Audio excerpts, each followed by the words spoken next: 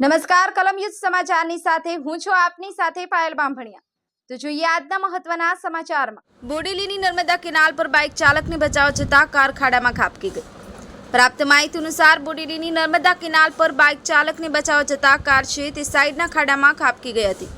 કારમાં સવાર 5 લોકોનો આ બાદ બચાવ થયો છે, જેમાં તમામ લોકોને નાની મોટી ઈજા થઈ હતી। અકસ્માત સર્જાતા 108ને જાણ કરવામાં આવી હતી। 108 દ્વારા ઈજાગ્રસ્તોને સારવાર માટે ખસેડવામાં આવ્યા છે।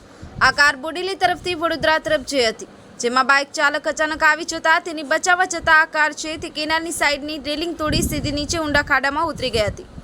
કારમાં સવાર 5 લોકોને નાની મોટી ઈજા થવા પામી હતી અને કારને મોટું નુકસાન થયું છે।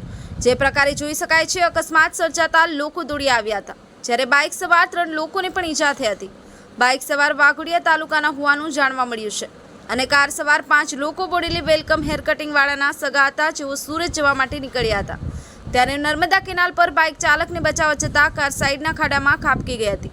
લાલીબેન મીઠાભાઈ સેન, આશાબેન નારાયણભાઈ સેન, નારાયણભાઈ મદનજીભાઈ સેન, મીઠાભાઈ મદનજીભાઈ સેન કે જેઓને નાની મોટી ઈજા થવા પામી હતી। બ્યુરો રિપોર્ટ કલમ યુદ્ધ સમાચાર।